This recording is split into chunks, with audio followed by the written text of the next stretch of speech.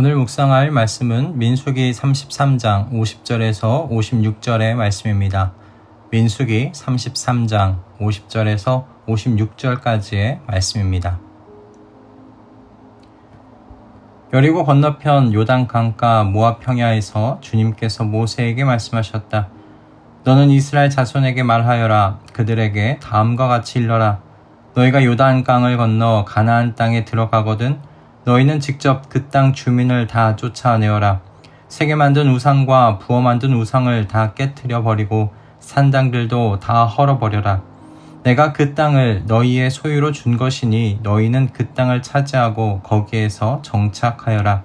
땅은 주사위를 던져 가족별로 나누어 가지도록 하여라. 큰 쪽에는 큰 땅덩어리를 유산으로 주고 작은 쪽에는 작은 땅덩어리를 유산으로 주어라. 주사위를 던져 나오는 대로 각자 자기 것으로 삼도록 하여라. 땅을 나눌 때에는 같은 조상을 둔 지파들끼리 나누어 가지도록 하여라. 너희가 그 땅의 주민을 다 쫓아내지 아니하고 너희와 함께 있도록 허락하였다가는 그들이 너희 눈에 가시가 되고 옆구리를 찌르는 바늘이 되어서 너희가 살아갈 그 땅에서 너희를 괴롭힐 것이다. 그뿐만 아니라 나는 그들에게 하기로 계획한 것을 그대로 너희에게 하겠다. 아멘. 하나님께서 가나안 입성을 준비하고 있는 이스라엘에게 모세를 통해 다시 당부하십니다. 가나안 땅의 원주민들을 전부 그 땅에서 쫓아내라. 그들이 새기고 부어 만든 모든 우상을 깨버리고 높은 곳에 지은 그들의 산당도 파괴해라. 그들의 흔적을 그 땅에서 지워내라. 가나안 땅에 들어가 그 민족들과 싸우는 전쟁은 분명 하나님께서 앞서서 하시는 전쟁입니다.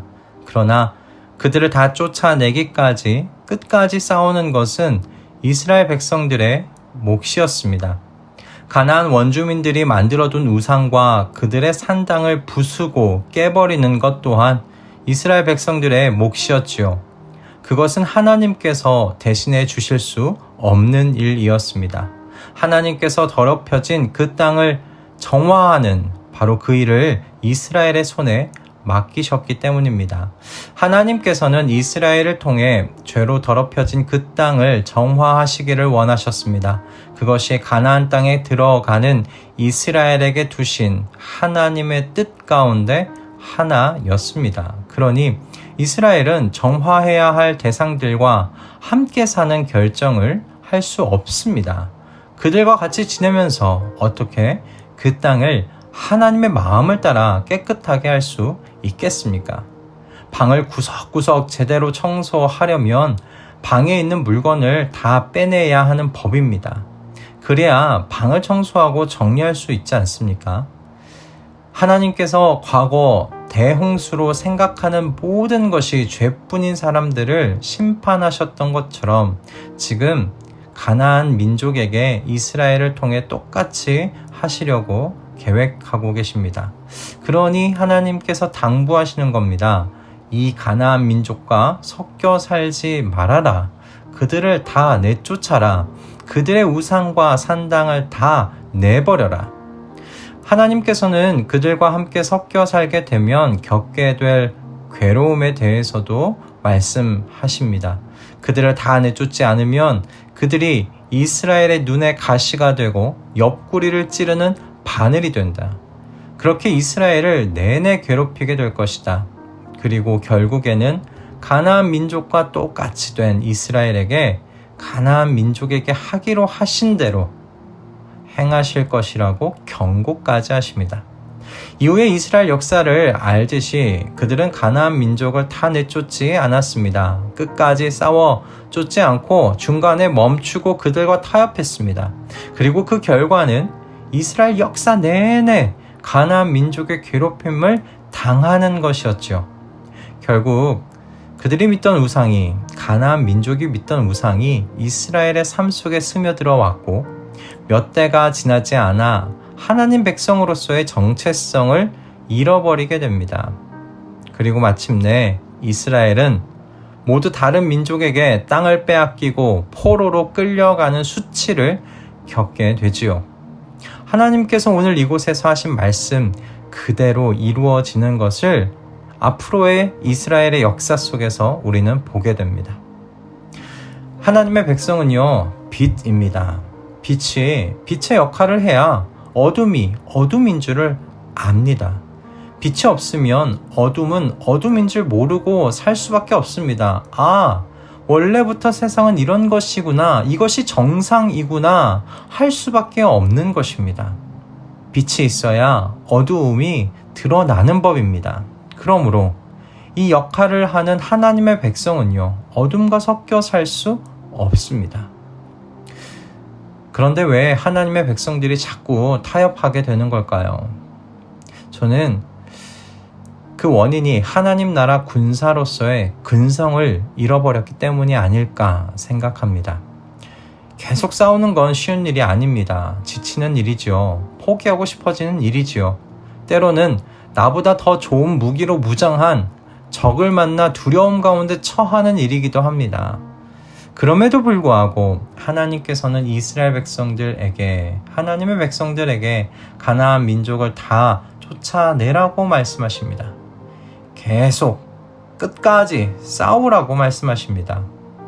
이 명령은 편하고 자유롭게 신앙생활하는 오늘날의 우리 성도들에게 쉽지 않은 말씀일 겁니다. 왜냐하면 싸운다는 건요, 편안한 삶을 포기한다는 것이기 때문입니다. 전쟁터는 소파와 TV, 그리고 진수성찬의 식탁과 거리가 먼 곳이지 않습니까?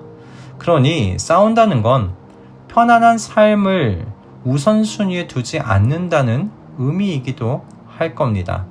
그런데 오늘날의 우리들은 소파와 TV, 그리고 풍성한 식탁과 무척 친해 보입니다. 오늘 이 말씀은 우리에게 하나님 나라 군사로서의 근성을 회복하라고 전하시는 메시지가 아닌가 생각해 봅니다. 신앙의 근성을 회복하라는 말씀입니다. 히브리서 기자는 자신의 공동체의 사람들에게 피 흘리기까지 죄와 싸우라고 권면합니다. 여러분들이 싸우고는 있지만 아직 피를 흘리는 정도로 싸우고 있지는 않다 이야기합니다. 여러분 어떠십니까? 신앙의 싸움을 계속 하고 계십니까? 타협 없이 내 안에 죄와 싸우고 나태와 게으름과 싸우고 계십니까? 여러분, 싸우고 계시다면 계속 싸우십시오. 멈추셨다면 다시 시작하십시오. 신앙의 근성을 회복하십시오. 시작한 이 싸움을 끝까지 해 가시기 바랍니다.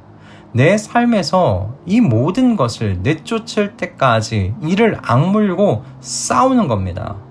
싸움을 멈추고 타협하게 되면 내 삶 속에 남아있는 죄의 문제들이요, 우리의 삶을 좀먹어 들어가는 것을 보시게 될 거예요. 결국 내 눈에 가시가 되고 내 옆구리에 바늘이 되어서 평생을 괴롭게 만들 겁니다. 여러분, 우리의 잔치자리는 이곳이 아님을 기억하실 수 있기 바랍니다. 모든 전투가 끝나고 하나님 나라의 천국 잔치가 하나님의 군사들에게 준비되어 있습니다. 그때 있을 영원한 안식과 기쁨과 평안을 바라보시며 여기서의 잠깐의 즐거움에 오늘을 타협하지 않는 저와 여러분이 되시기를 바랍니다. 하나님 나라 군사들에게 있는 근성이 저와 여러분의 삶에서 증명되는 이 하루 되기를 주님의 이름으로 축복합니다. 할렐루야. 기도하겠습니다.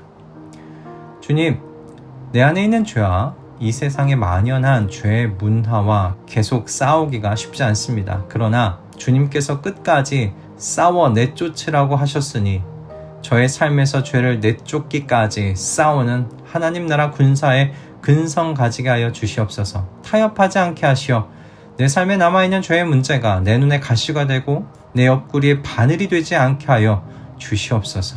오늘도 손에 쥔 칼을 놓지 않고 싸우는 하나님 나라의 충성된 군사로 쓰이게 되기를 소원하오며 우리 주 예수 그리스도의 이름으로 기도드립니다. 아멘.